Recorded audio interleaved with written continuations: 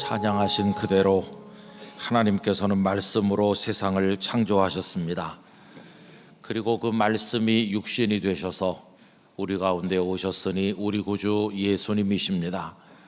그리고 성령님은 그 하나님 아버지와 독생자 예수님을 믿도록 우리 마음에 역사하셔서 우리가 하나님의 아들과 딸이 되게 하셨습니다. 오늘도 삼위일체 하나님을 경외하는 마음으로 예배하러 나온 모든 영락교회 성도들과 우리 교회를 방문하신 분들, 또 어려운 처지에서 영상으로 연결해 계신 모든 이들에게 하나님의 은총이 충만하시기를 간절히 기원합니다. 장로님께서도 기도하신 것처럼 여러 훈련 프로그램들과 우리 신앙을 돕는 일들이 시작이 됩니다. 여러분들께서 제자 양육 훈련 프로그램이 이 안에 잘 정리되어 있으니까 보시고 꼭 한 분이 하나 이상 신청하셔서 하나님의 말씀으로 경건의 훈련을 받으시기를 바라고, 또 기다리셨을 우리 영락 5육 코스 성경 읽기 책자가 이렇게 잘 나왔습니다. 갈수록 예쁘게 만들어서 성경을 더 많이 읽고 싶은 생각이 들지요. 여러분들이 오늘과 다음 주일에 구하실 수 있으니까 그렇게 해주시면 감사하겠습니다. 20세기 최고의 설교자로 불리는 마틴 로이드 존스 목사님은 영국 런던의 웨스터민스터 예배당에서 오랫동안 강단을 지키면서 하나님의 사람으로 사역하셨습니다. 그런데 1965년부터 그분께서 갑작스런 질병으로 사임하던 1968년까지 저녁 예배 시간마다 사도행전을 강해하는 설교를 하셨습니다. 사도행전 설교 첫 시간에 이 목사님께서는 가장 중요한 질문이라면서 한 가지 질문을 제기하셨습니다. 그 한 가지 질문이란 다름 아닌 기독교란 무엇인가? 라는 질문이었습니다. 그러면서 목사님께서는 기독교란 무엇인가? 라는 이 가장 중요한 질문에 대해서 답을 상실한 것이야말로 우리 시대 최고의 위기이며 슬픔이라고 탄식하셨습니다. 기독교란 무엇인가에 대한 답을 잃어버린 사람들, 그들은 교회당 바깥에 있는 사람들일 뿐만 아니라 심지어는 교회 안에 머물러 있는 사람들도 그러하다고 이야기하였습니다.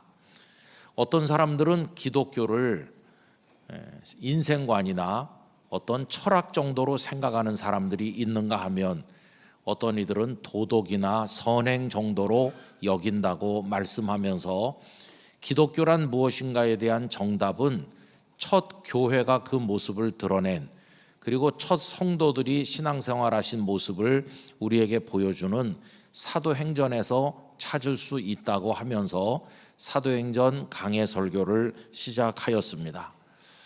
그러면 이 로이드 존스 목사님은 기독교를 어떻게 생각했을까요? 그분은 이렇게 정리했는데, 기독교는 가르침이 아니라 사람이다 라고 표현하면서 시작하였습니다. 그분의 표현은 전적으로 옳다고 생각합니다. 우리가 가르침에 몰두하다 보면 자칫 기독교는 생명이 없는 죽은 교리로 전락하거나 탁상공론적인 이론으로 변질될 가능성이 있습니다. 기독교는 사람이라는 것입니다. 정확히 말하면 사람이 되어 이 땅에 오신 하나님, 예수 그리스도, 그분이 바로 기독교 그 자체라고 이야기하였습니다. 성도 여러분, 그렇습니다. 가르침보다 훨씬 중요한 것은 가르침을 베푸신 분이고, 이 성경의 가르침 모든 것을 우리에게 주신 분은 우리 주님이시기 때문에 기독교는 예수 그리스도 그분인 것입니다.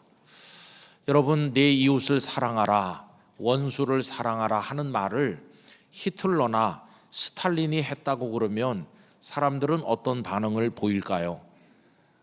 오히려 사람들은 웃으면서 그 말에 대해서 아무런 감동도 느끼지 못할 것입니다. 왜냐하면 이 사람들은 무수한 사람을 죽음으로 몰아넣은 장본인들이기 때문입니다.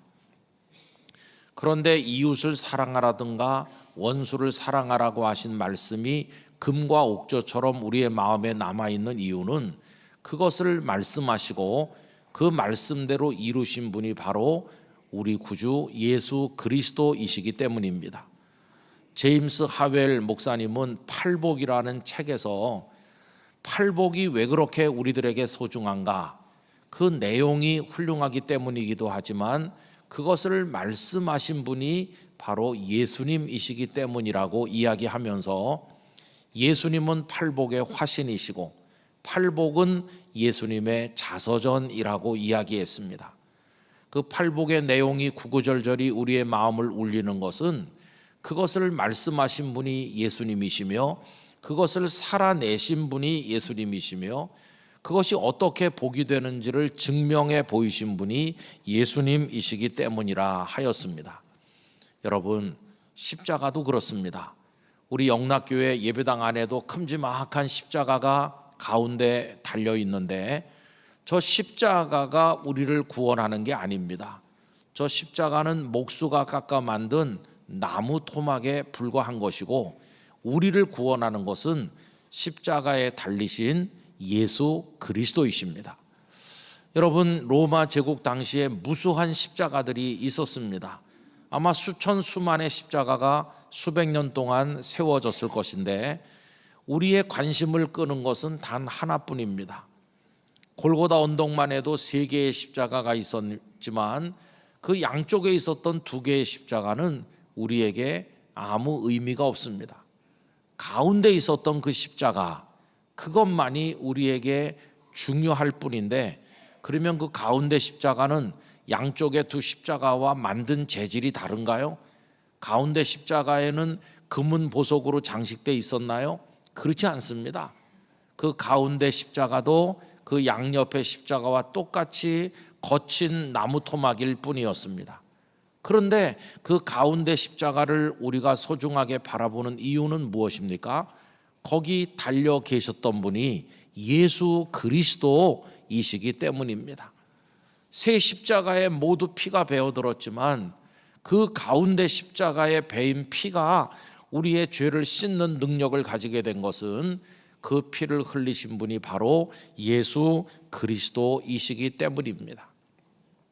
예수 그리스도만이 우리를 구원하시는 생명의 구주이십니다. 그래서 기독교가 무엇인가 라고 묻는다면, 기독교는 예수 그리스도이십니다.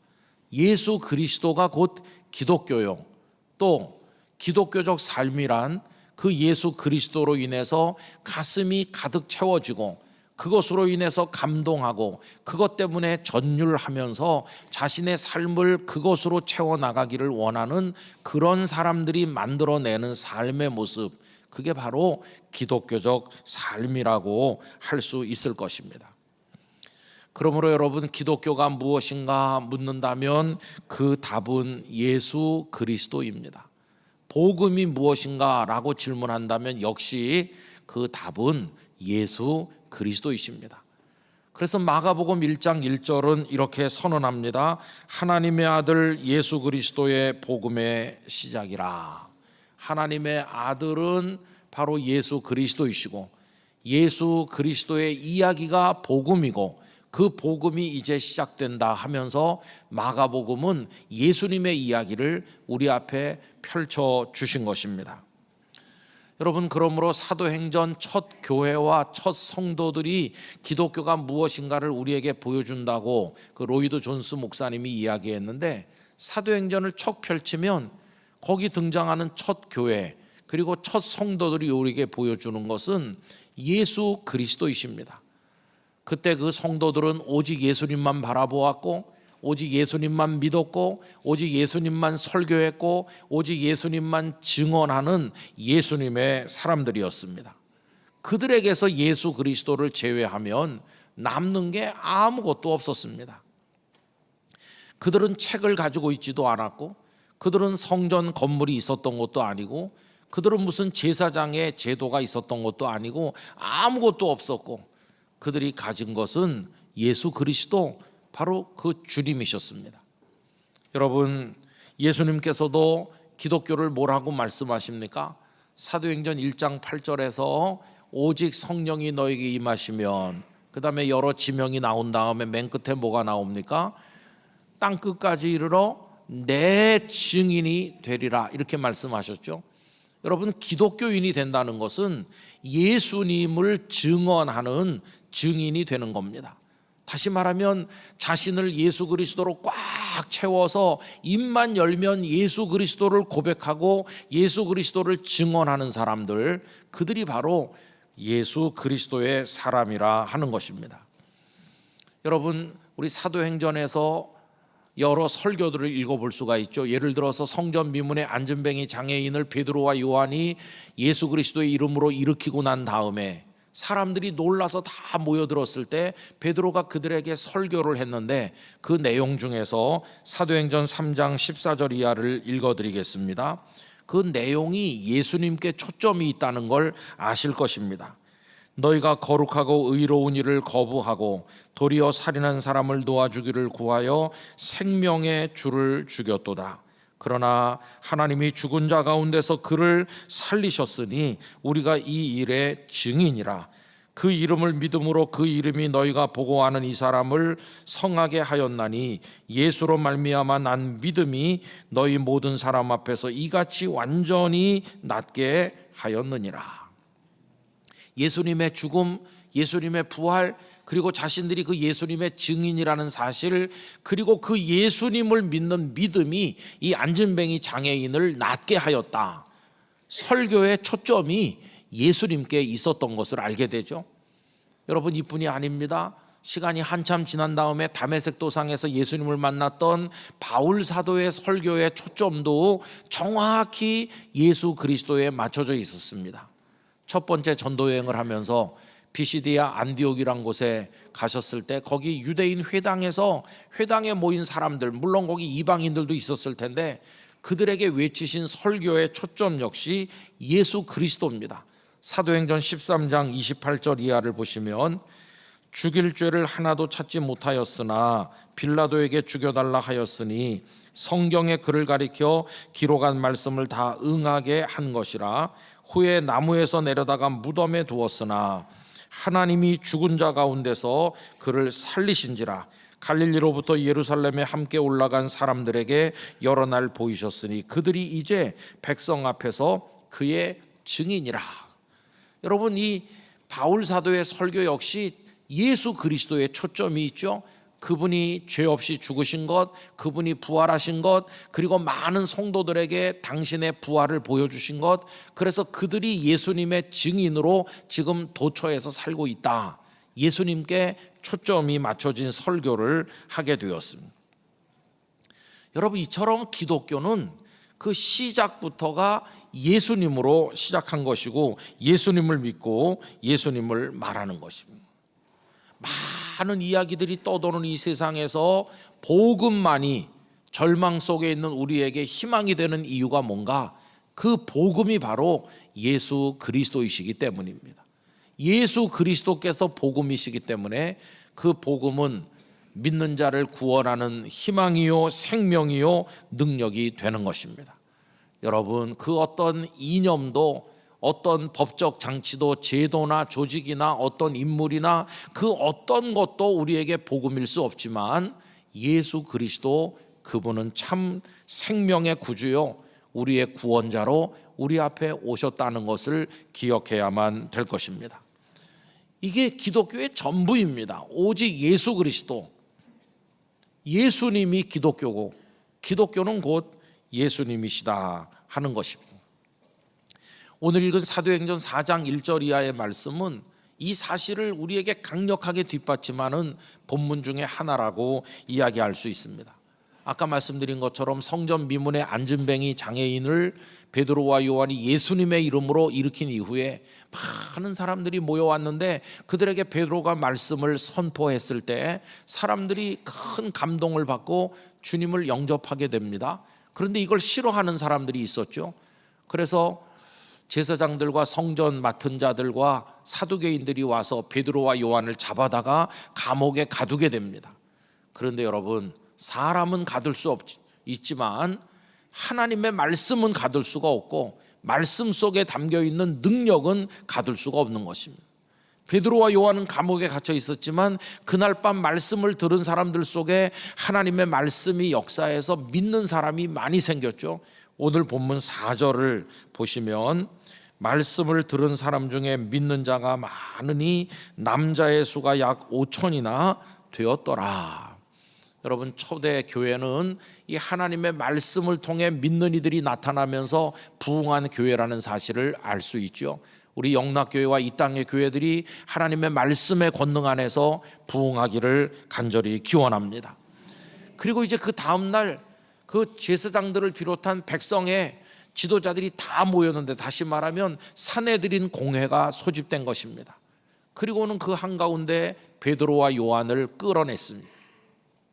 당시 유대 사회 최고위층 인사들이 다 같이 모여서 등등한 위세를 과시하면서 앉아있고, 저 갈릴리 시골뜨기나 다름없는 베드로와 요한이 한가운데 위협적인 분위기 속에 서 있습니다.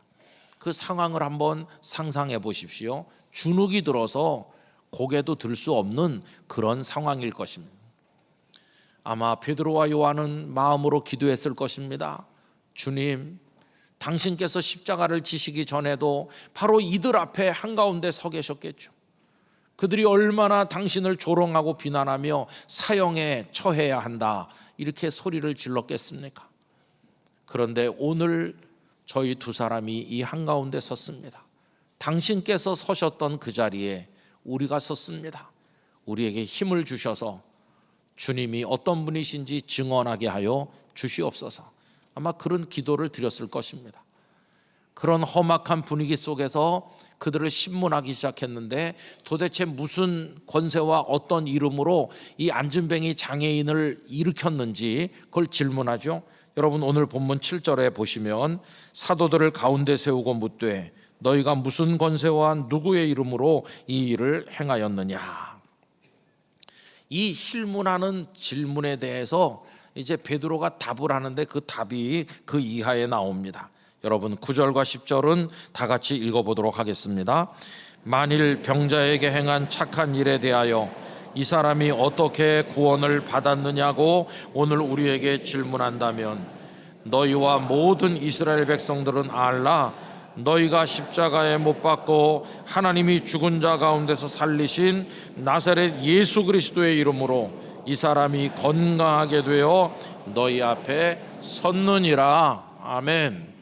조금도 주눅들지 아니하고 당당하게 외치기를, 너희가 죽인 예수 그리스도를 하나님 아버지께서 살리셨고 그 예수님을 믿는 믿음이 이 사람을 건강하게 하였다.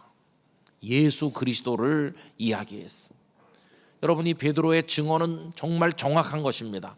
왜냐하면 그 사람을 일으킬 때 예수님의 이름으로 일으켰기 때문이죠. 사도행전 3장 6절에 보면 베드로가 이르되 은과 금은 내게 없거니와 내게 있는 이것을 내게 주노니 나사렛 예수 그리스도의 이름으로 일어나 걸으라 하고. 베드로는 자기 이름, 요한의 이름, 자기들의 능력, 재주 이런 걸로 한 게 아니라 나사렛 예수 그리스도의 이름으로. 여러분이 예수 그리스도의 이름 속에 담긴 능력과 권세를 우리도 믿어야만 할 것입니다. 그렇게 말했을 때 그 안진뱅이 장애인이 벌떡 일어났고, 이 사내들인 공회가 도대체 누구의 권세와 누구의 이름으로 했느냐 했을 때 이들은 분명하게 말하기를 예수 그리스도의 이름으로. 여러분, 이게 기독교인 것입니다. 그들은 그 어떤 다른 얘기도 하지 않고 예수 그리스도를 이야기하였습니다. 오늘 우리의 문제가 뭘까요? 예수 그리스도를 옆으로 제쳐놓고 다른 걸 말하는 게 오늘 우리의 문제입니다. 오늘 많은 사람들이 어떤 교회 그러면 예수 그리스도를 떠올리는 게 아니라 그 교회 유명한 담임 목사님, 그 교회 훌륭한 설교자, 그 교회 대단한 어떤 인물들, 이러이러한 사람, 그 교회 출석한다는 유명한 정치인, 그 교회 훌륭한 시설들, 그런 걸 머릿속에 떠올리는 거예요. 여러분, 이게 초점이 지금 빗나간 거 아닙니까? 또 예수 그리스도가 시작이요 전부여야 되는데 어떤 자랑스러운 간증거리나 받았다는 복에 대한 자랑이 그 중심이 되고 있을 때가 얼마나 많은지. 요즘 들어서는 정치적 이슈, 사회적 이슈가 강단을 점령해서 예수님은 어디로 갔는지 없고, 예수님 없는 기독교는 기독교가 아닌 것입니다. 그런데 베드로는 그 앞에서 당당하게 예수 그리스도만 이야기했어요. 그 외에 다른 건 아무것도 얘기하지 않았어요. 오늘 이 예배를 드림으로써 우리 개인도, 우리 영락교회도, 이 땅의 교회들 모두가 초점이 혹시 빗나가 있다면 예수 그리스도께 정확하게 맞춰지기를 기원합니다. 여러분, 예수 그리스도 우리 주님뿐인 것입니다. 우리는 이야기할 때 내 얘기는 잘 안 합니다. 우린 이렇게 말합니다. 여러분, 제가 오늘 그분에 관해서 말씀드리겠습니다. 우리는 그렇게 하잖아요. 우리 목사들은 성경을 읽고 오늘 우리 주님에 대해서 말씀드리겠습니다. 우린 그렇게 할 수밖에 없는 거죠. 그러나 여러분, 예수님은 그렇게 하지 않으셨습니다. 예수님은 내가 오늘 너희들에게 구약 성경의 어떤 유명한 인물에 대해서 말해주게, 이렇게 하지 않으셨습니다. 예수님은 뭘 말하셨나요? 당신이 누구신지를 얘기했어요. 당신이. 왜 당신 얘기를 합니까? 당신이 생명이시니까. 예수님 당신이 구원자이시니까. 예수님 당신 얘기를 했어요. 그래서 요한복음에 유명한 I am sentence들이 많이 있잖아요.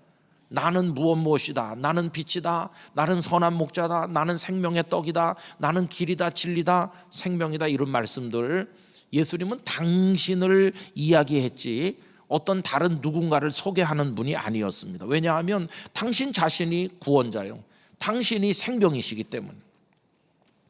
제자들은 예수님께서 말씀하시는 걸 통해 뭐 구약의 지식을 배우고 세상의 원리를 배운 게 아니라, 예수님이 이런 분이시구나.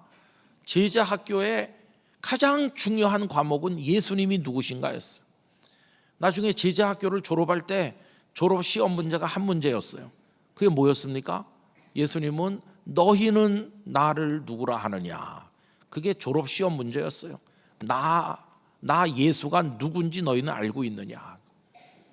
여러분, 그때 베드로가 대답한 거 알고 계시죠? 우리 다 같이 해보겠습니다. 주는 그리스도시요 살아계신 하나님의 아들이시니이다. 아멘.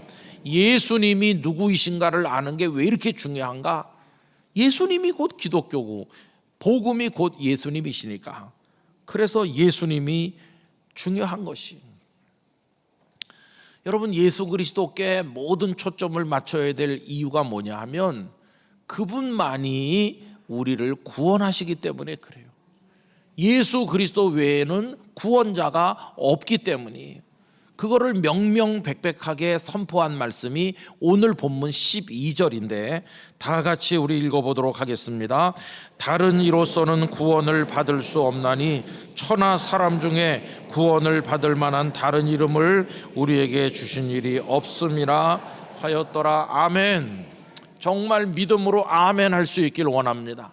예수 그리스도 이외의 그 어떤 존재, 그 누구의 이름으로도 구원을 받을 수 없고 오직 예수 그리스도 한 분만이 우리의 구원자이신 것입니다. 여기 그 어떤 타협도 없어요. 그 어떤 여지가 없어요. 오직 예수 그리스도 한 분뿐인 것입니다. 여기서 종교다원주의 같은 건 설 자리가 없다는 사실을 알 수 있어요.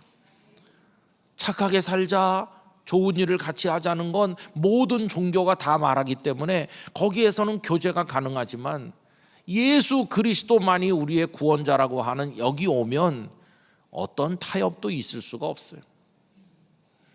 여러분, 예수님만이 우리의 구원자이십니다. 그분은 왜 이 세상에 오셨나? 당시 로마 제국을 개선하고 개발하고 살기 좋은 나라로 바꿔서 그들에게 주시려고 오셨나요? 아니요. 예수님은 왜 오셨나? 우리를 구원하기 위해서, 죄 가운데서, 죽음의 권세에서, 사탄의 손아귀에서 구원하기 위해 예수님은 오셔서 이 현실의 악한 세상에서 버둥대며 신음하는 불쌍한 사람들을 건져 올리셔서 영광스러운 하나님의 나라로 인도해 드리기 위해 우리를 구원하시려고 예수님은 이 땅에 오셨고, 그게 바로 기독교인 것입니다. 그게 바로 복음인 것입니다. 그래서 우린 철저히 예수 그리스도 안에 그 구원의 은총을 바라보아야만 한다는 것이. 어느 날 젊은 청년 관원이 예수님께 와서 질문했죠. 선한 선생님이요, 내가 무슨 선한 일을 행하여야 구원을 얻을 수 있겠습니까? 이 사람은 선한 행위가 무엇이 필요한지 물었어요. 그 목적이 뭡니까? 영생을 얻으려면. 근데 이게 잘못 짚은 거예요. 영생은 선한 행위로 얻는 게 아니거든요. 선한 행위가 주제가 되면 도덕 종교가 될 것입니다. 착하게 살아라, 정직하게 살아라, 그렇게 되겠죠. 예수님은 그의 이해를 돕도록 하시기 위해서 물어봤습니다. 그래, 계명들을 알고 있느냐, 지켰느냐? 그랬더니 이 사람이 자랑스럽게 모든 계명을 다 잘 지켰다고 대답했습니다. 예수님께서 그를 귀하게 보셨어요. 좋은 사람이네. 그런데 예수님은 네게 아직 한 가지가 부족하다고 하셨어요. 한 가지. 근데 여러분, 이제 그 말씀을 읽어드릴 텐데요, 한 가지가 부족하다고 하셨으면 한 가지만 말씀하셔야 되는데, 참 이상하게 예수님은 한 가지가 부족하다고 하시면서 두 가지를 말씀했어요. 마가복음 10장 21절을 보겠습니다. 예수께서 그를 보시고 사랑하사 이르시되 네게 아직도 한 가지 부족한 것이 있으니 라고 하셨죠. 근데 그 다음에 두 가지가 나옵니다. 첫째, 가서 네게 있는 것을 다 팔아 가난한 자들에게 주라. 그리하면 하늘에서 보화가 네게 있으리라. 여러분, 자기 것을 팔아서 가난한 사람 나눠주는 걸 뭐라고 그럽니까? 구제, 남을 돕는 거 구제라고 하죠. 이게 첫째인 것처럼 보이죠. 그 다음에 두 번째는 그리고 와서 나를 따르라. 이게 두 번째인 것 같아요. 한 가지가 부족하다고 하신 예수님이 왜 구제해라, 그리고 나를 따르라, 이렇게 두 가지를 말씀했을까? 이렇게 두 가지를 말씀하려면 처음부터 너에게 두 가지가 부족하다, 이렇게 하셔야 되는 게 아닐까 하는 생각이 들죠.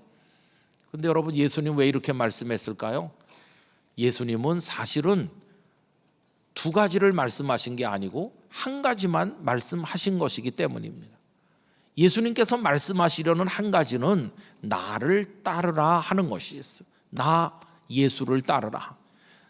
네가 영생을 얻길 원해서 나한테 왔는데 영생은 내가 주는 거다. 나 외에 그 누구도 너에게 영생을 줄 수 없다. 선한 행위를 해도 계명을 다 지켜도 영생을 얻을 수 없어. 나를 따라야 내가 주는 거다. 근데 왜 예수님은 구제 얘기는 왜 하시는 겁니까? 여러분, 예수님은 그를 알고 계신 거예요. 예수님, 당신을 따르려면 거치는 것이 없어야 되는데 지금 이 사람의 마음속에는 물질에 대한 생각이 꽉 차 있기 때문에 그거 내려놓지 못하면 절대 예수님을 따를 수 없다는 걸 아시기 때문에 예수님을 따르기 위한 준비 과정으로 재산을 팔아 남에게 주라고 하신 것이, 그 핵심이 남에게 주라는 데 있는 게 아니라 그걸 정리하라는 데 있는 것이, 거기 마음이 빼앗겨 있으니까. 여러분, 그 다음 얘기가 어떻게 됩니까? 아니나 다를까 이 사람은 재물이 많은 것을 근심하면서 예수님을 따르지 못하고 그냥 돌아갔다는 거예요. 어떤 목사님이 거기다 빨간 줄 열심히 친다 그러면서, 왜 거기다 빨간 줄 많이 치니까 나는 재물이 없어서 예수님을 따를 수 있어서 감사해서 거기다 줄 친다. 농담인지 진담인지 잘 모르겠어요. 근데 하여튼 뭔가 있으면 예수님을 따르기가 어렵거든요. 결국 그날 예수님께서 그 사람에게 말씀하려고 한 한 가지가 뭡니까? 핵심이 예수님을 따르라는 거예요. 왜? 예수님이 생명이니까. 그가 원하는 영원한 생명을 주시는 분은 예수님 뿐이시기 때문에 그런 것이. 오늘 3부 예배 오신 영락교회 성도 여러분, 예수님 뿐이십니다. 오직 주 예수 그리스도 뿐이십니다. 그 예수님을 분명하게 의지하고 바라보고 믿고 증언하시기를 바랍니다. 예수님 이렇게 소중한 분이신데 세상은 예수님을 버려요. 그게 11절이거든요. 이 예수는 너희 건축자들의 버린 돌이다. 세상은 예수님을 쓸모없는 돌멩이처럼 버렸어요. 그러나 우리에게는 그 예수님이 짐 모퉁이의 머릿돌이 되었느니라. 할렐루야. 예수님은 우리 인생의 머릿돌이 되고 우리 가정과 교회와 이 나라의 기초가 되는 줄 믿습니다. 세상은 예수님을 버렸지만 우리에게는 둘도 없이 소중한 분이 우리 주 예수 그리스도이신 것이. 우리가 사는 세상은 어떤 세상일까요? 예수님과 예수님을 이야기하는 걸 싫어하는 세상이에요. 오늘 본문 2절에 보면 예수 안에 죽은 자의 부활이 있다고 백성을 가르치고 전함을 그 당시 사람들이 어떻게 했죠? 싫어했다고 싫어했어요. 오늘날 이 어둠의 세상도 예수님을 싫어하고 예수님의 십자가 부활을 말하는 걸 싫어해요. 근데 지금 우리는 여기 있지 않습니까? 여러분, 하나님을 아버지로 믿고 예수님을 주 예수 그리스도 우리 주님으로 고백하며 성령 안에 사는 우리들 그리스도인들은 어떤 사람인가? 예수님을 미워하는 세상 한복판에서 예수님을 사랑하는 사람이 우리입니다. 예수님을 싫어하는 사람들 한복판에서 예수님을 사모하는 사람이 우리입니다. 어떻게 하면 예수님의 영향력 바깥으로 나갈까 하는 세상에서 우리는 어떻게 하면 온전히 예수님 안에 있을 수 있을까? 이거를 사모하는 사람들인 것입니다. 바울 사도는 자신이 가졌던 그 모든 좋은 것들, 세상이 가지기를 원하는 그 모든 좋은 배경들, 학문들, 자랑거리들 다 그거 배설물로 여기듯 버려버리고 주 예수 그리스도를 아는 지식이 가장 고상하다. 그게 예수님의 사람 바울의 모습이죠. 오늘 우리가 여기서 예배하는 것은 우리도 그렇게 되기를 원하는 거 아닙니까? 오늘 우리가 예수 그리스도에서 초점이 벗어나 있다면 이 예배를 기점으로 정확히 주님만 바라보길 원합니다. 여러분이 주님으로 충만하시길 바랍니다. 예수님의 사람 되시길 바랍니다. 오늘 내가 마지막 날을 맞이해도 나를 천국으로 이끌어 가실 분은 예수님 뿐이심을 믿고 고백하시기 바랍니다.